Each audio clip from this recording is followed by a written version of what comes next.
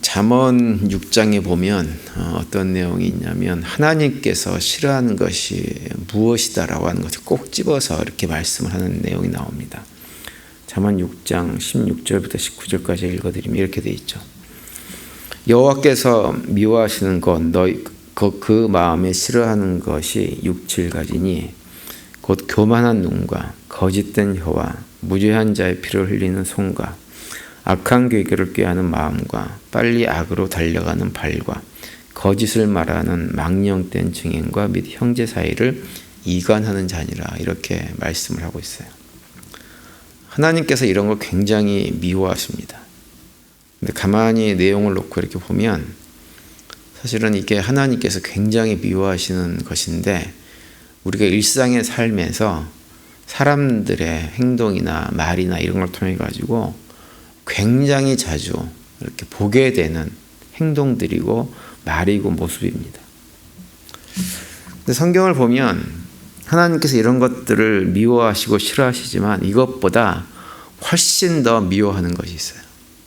그것은 어떤 것이냐면 이런 하나님께서 잠언 6장에서 얘기하는 이런 모든 잘못된 행동, 마음 자세, 태도 이런 것들을 유발시키는 겁니다. 그것은 뭐냐면 바로 다른 것이 아니라 우상 숭배입니다. 오늘 본문 9절에 보시면 이렇게 말씀하시죠. 그것들에게 절하지 말며 그것들을 섬기지 말라. 나 내 하나님 여호와는 질투하는 하나님인즉 나를 미워하는 자의 죄를 갚되 아버지로부터 아들에게로 3, 4대까지 이르게 하거니와라고 이렇게 말씀하세요. 우상 숭배는 모든 죄악의 근원입니다. 그래서 하나님께서 우리가 행하는 그 어떤 죄보다 미워하시는 것이 무엇이냐면 우상 숭배하는 거예요. 그리고 우상 숭배는 그 근본 뿌리를 찾아가면 단순하게 어떤 우상을 섬기는 것이 아니고 하나님을 배척하는 것이고 미워하는 것입니다. 하나님과 원수가 되려고 작정을 하고 행하는 것이 우상 숭배인 거죠. 그런데 하나님께서 그런 우상 숭배를 결코 놔두지 않겠다. 그냥 놔두지 않겠다라고 하는 것이 오늘 본문 9절의 말씀이에요. 그래서 하시는 말씀이 내가 그 우상 숭배의 죄를 묻되 되갚되 어떻게 하느냐? 아버지로부터 아들에게까지 3, 4대 이르기까지 그 죄의 값을 반드시 묻고야 말겠다라고 아주 강력하게 경고를 하시면서 하시는 말씀이 나는 질투하는 하나님이다. 이렇게 하나님께서 말씀을 하세요.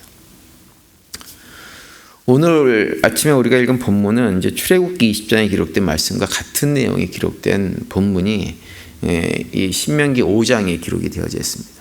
그런데 이 오늘 우리가 읽은 본문을 한마디로 얘기하면 무엇이냐면 다른 것이 아니라 여호와 하나님, 그러니까 다시 말하면 이스라엘 백성들을 애굽에서 이끌어내신 그 여호와 하나님만이 참 신이니까 그 여호와 하나님만을 하나님으로 알고 그 하나님만을 믿고 고백하고 따르고 순종하고 살라고 하는 거예요. 그래서 7절에서 이렇게 얘기하죠. 나 외에는 다른 신들을 내게 두지 말지니라 이렇게 말씀합니다. 이 7절 말씀의 의미를 좀 생각해 봐야 되는데 일단 두 가지 의미를 생각해 볼 수 있어요. 첫 번째 뭐냐면 이 내게 두지 말지니라고 하는 표현을 할 때 이 두지 말라고 하는 표현이 어떤 의미냐면 그냥 두지 말아라 이렇게 하는 것이 아니고 아주 강력한 경고의 의미입니다. 이건 어느 정도의 경고의 의미냐면 이제 이 표현 자체가 언제 많이 쓰이는 표현이었냐면 결혼식 서약에서 많이 쓰이던 표현이에요. 신랑이든 신부든 자신의 배우자 외에는 그 어떤 누구도 사랑의 대상으로 삼아서는 안 된다라고 하는 의미에서 두지 말라라고 하는 거예요. 사랑의 대상, 배우자 외에는 그 누구도 사랑의 대상으로 두어서는 안 된다고 하는 거죠. 그러니까 아주 강력한 요구와 더불어서 선언을 하고 있는 것입니다. 그래서 여기서 내게 두지 말라고 하는 표현을 하나님께서 이스라엘 백성들에게 했다고 하는 것은 어떤 의미냐면 하나님과 이스라엘 백성들과의 관계가 어떤지를 말씀해 주고 있는 거죠. 하나님은 신랑, 이스라엘 백성들은 신부라고 하는 거예요. 그래서 신부인 이스라엘 백성들이 하나님을 남편으로 생각해서 아내로서의 일편단심을 가져야 된다고 하는 거예요. 지극히 당연하고 정상적인 요구입니다. 그리고 하나님께서 그런 요구를 하신 이유는 무엇이냐? 하나님은 이스라엘 백성들을 그렇게 하실 것이기 때문에. 마치 온 우주에 나 혼자 있는 것처럼, 이스라엘 백성들만 있는 것처럼 그 백성을 사랑하실 것이기 때문에 이스라엘 백성들도 하나님을 그렇게 사랑을 해야 한다고 하는 거예요. 그래서 하나님께서 그 사랑의 관계를 표현할 때 사용하신 표현이 무엇이냐면 나는 질투하는 하나님이다. 너희가 나 하나님 외에 그 어떤 것도 사랑하는 것을 내가 용납하지 못하겠다. 이렇게 말씀을 하고 있는 거죠. 하나님과 우리 사이에 누구 어떤 무엇이든지 끼어드는 것, 그래서 우리의 마음이 갈라진 채로 하나님과의 관계를 하는 것, 하나님이 원하지 않는다고 하는 거예요. 왜냐? 하나님이 우리를 사랑하시기 때문에 그래요. 독생자를까지도 아끼지 않을 만큼 우리를 사랑하시고, 우리를 사랑하시되 모든 것을 다 내어주셔서 사랑하시는 분이기 때문에 하나님도 우리가 하나님을 그렇게 사랑하기를 원하신다고 하는 의미에서 내게 두지 말라, 이렇게 말씀을 하고 있는 거예요. 그리고 7절에서 또 한 가지 우리가 주목해야 될 것은 어떤 것이냐면, 우리가 하나님을 제외한 다른 신을 섬긴다고 하는 것은 사실은 어떤 의미냐면, 실제로 다른 신이 존재해서 그 존재하는 신을 따른다고 하는 의미가 아닙니다.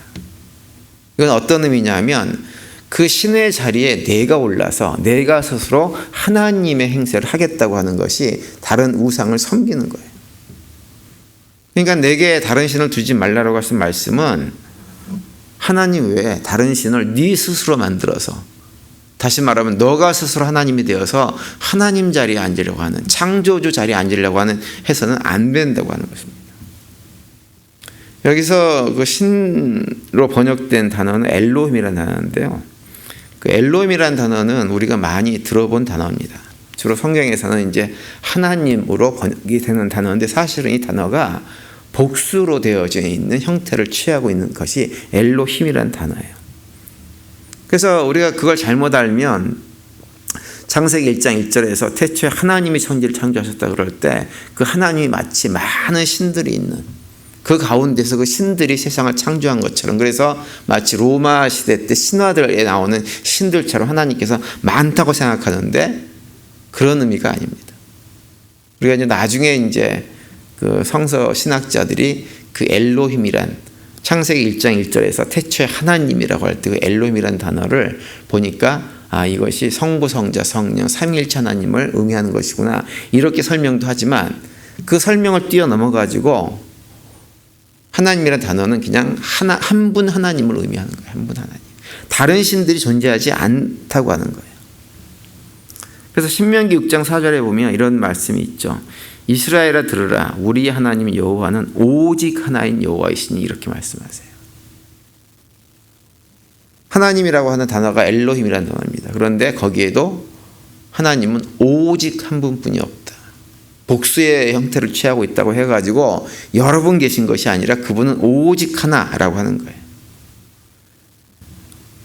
이 신명기 6장 4절 말씀을 원문으로 읽어드리면 이렇게 돼 있어요. 쉐마 이스라엘, 쉐마란 말은 들으라고 하는 말이에요. 들으라 이스라엘, 아도나이 엘리헤노, 아도나이 에하드. 아도나이라고 하는 말은 여호와라고 하는 말을 이스라엘 백성들이 입에 낼 수가 없어서 여호와란 말 대신 아도나이, 주님이라고 고백을 했어요. 아도나이 엘리헤노, 엘리헤노란 말은 엘로힘을 말하는 거예요. 엘로힘. 그 하나님이 주님이시고, 아도나이, 주님은 에하드, 에하드는 하나란 말이에요. 한 분뿐이 없다고 하는 거죠. 이걸 강조합니다.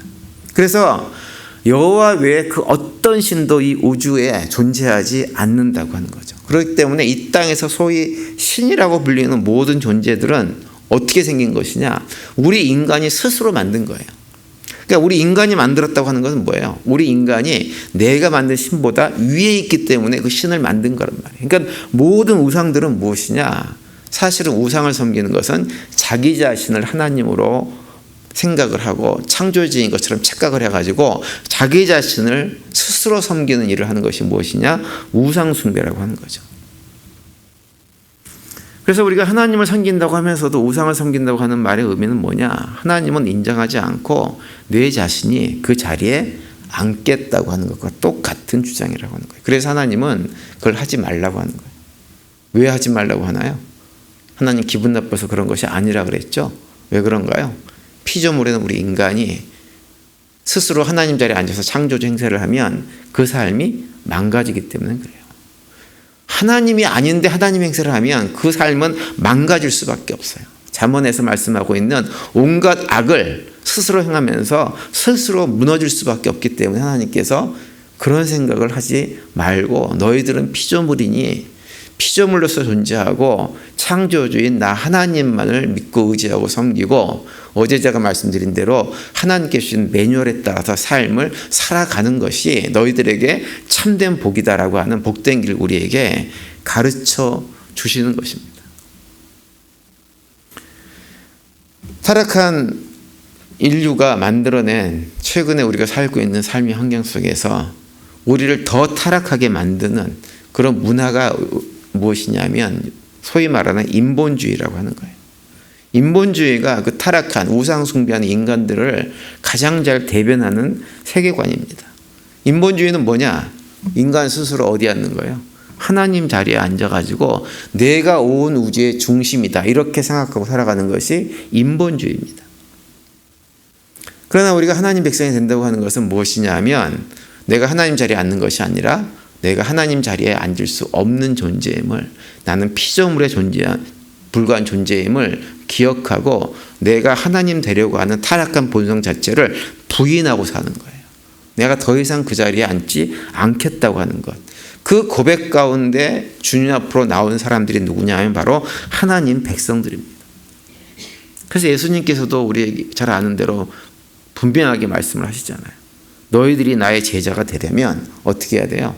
자기를 부인하고 자기 십자가를 지고 타락한 본성에 이끌려 살아가는 나의 옛사람을 십자가에 죽이고 자기를 부인하고 나를 따라오라고 예수님께서 아주 강력하게 말씀을 하십니다. 그래서 오늘 본문에서도 그 얘기를 하지 말라고 하는 거예요. 8절에서 어떤 우상도 만들지 말라고 말씀하시고 9절에서는 만약에 너희가 만들면 내가 너희들에게 죄를 갚되 아버지로부터 아들 3, 4대에 이르기까지 그 죄를 묻겠다. 사실은 이것도 죄를 묻는 것이 아니에요. 우리가 하나님을 배반하고 하나님을 대적하고 스스로 하나님 자리에 앉게 되어지면 그 삶 자체가 망가져가지고 3, 4대에 이르기까지 회복되지 못하는 불행 속에 갇힐 수밖에 없다고 하는 거예요. 그 모든 것은 하나님께서 주신 것이 아니라 우리 인간들이 스스로 그렇게 만들어낸 결과입니다. 우리가 살고 있는 이 시대는 인본주의가 정말 그래서 아주 기승을 부리는 시대입니다. 그래서 우리가 영적으로 예민하게 점검하지 않으면 우리는 우리 스스로 자신도 모르는 사이에 인본주의에 빠져가지고 내가 세상의 중심이다. 내가 모든 주변 사람들의 중심이 되어야 된다. 내가 교회의 중심이 되어야 된다라고 하는 착각 속에서 하나님을 믿는다고 예수를 믿는다고 고백하면서도 사실은 그렇지 않은 잘못된 믿음의 길을 걸어갈 수가 있는 것입니다. 어제도 말씀을 드렸지만 우리 인생이 참으로 평강을 누리며 사는 길은 사람이 내가 중심이 돼서 나의 삶을 이끌어가는 것이 아니라 하나님이 내 삶의 중심에 들어오실 때 그때 우리의 삶은 참된 평강의 길로 걸어갈 수가 있는 거예요. 얼마 전에 그 뉴스를 하나 보다 보니까 어떤 뉴스냐면 요즘 많이 들어보셨죠? AI라고. 요즘 AI가요, 어떤 특이점이라는 것이 좀 있어요. 특이점이 뭐냐면 어느 순간이 되어지면 이 발전 속도가 기하급수적으로 이렇게 성장하는 것입니다. 근데 AI 개발이나 연구나 발전 속도가 이미 특이점을 넘었다 이렇게 얘기합니다. 그래서 지금은 이 컴퓨터, 인공지능 이런 것들이요, 우리가 상상하지 못하는 수준에 지금 점점점 이루고 있어요. 그런데 이런 것들을 만드는 사람들이 생각하는 것이 뭐냐면 이렇게 AI가 발전을 해가지고는 모든 로봇들이 사람을 대신해서 모든 경제활동을 하면 인간들은 아무런 일도 하지 않고 그냥 경제적으로 도움을 받으면서 편안하게 자유로운 삶을 살 수 있는 세계가 올 것이다라고 하는 기대를 한다고 하는 거예요. 정말 그런 세계가 올까요? 오지 않습니다. 우리가 경험을 해봐서 알아요. 18세기 산업혁명이 발달돼가지고 경제가 막 부흥을 했을 때 사람들이 똑같은 것을 꿈꿨지만 그 결과는 무엇이냐면 1차, 2차 세계대전으로 온 세계가 전쟁의 지옥으로 떨어졌던 것을 우리가 경험을 했습니다. 수천만의 젊은이가 목숨을 잃고 그 가운데 수억 명의 사람들이 고통 가운데 삶을 살아야 했던 것이 1차, 2차 세계대전 그 결과입니다. 오늘날 문명도 마찬가지예요. 아무리 발달해도 그 가운데 하나님이 계시지 않으면 그 삶은 반드시 지옥과 같은 환경으로 떨어질 수밖에 없게 되었습니다. 오늘 보면 10절 마지막 절에 보면 이렇게 말씀하죠. 나를 사랑하고 내 계명을 지키는 자에게는 천대까지 은혜를 베푸느니라 이렇게 말씀하세요. 하나님만을 사랑하고 하나님만을 바라보고 하나님 말씀에 순종하고 사는 삶, 그 삶이 어떤 삶이냐? 영원한 평강을 누리는 삶을 살게 될 것이라고 하는 거예요. 2024년 한 해를 또 시작하면서 올 한 해 살아가시면서 하나님께서 정말 싫어하는 것이 무엇인지를 늘 가슴에 새기고 하나님께서 싫어하는 것은 내 삶 속에서 하나둘 다 제거해 나가는 한 해가 될 수 있게 되기를 바랍니다. 그래서 그 가운데 하나님만을 사랑하고 하나님 말씀만을 사랑하면서 하나님의 말씀, 계명에 순종하는 한 해가 될 수 있게 되길 바랍니다. 그 가운데 올 한 해 또 주님께서 우리에게 주시는 참된 평강들이, 기쁨들이, 만족들이 넘치는 복된 한 해가 될 수 있게 되기를 간절히 축원을 드립니다.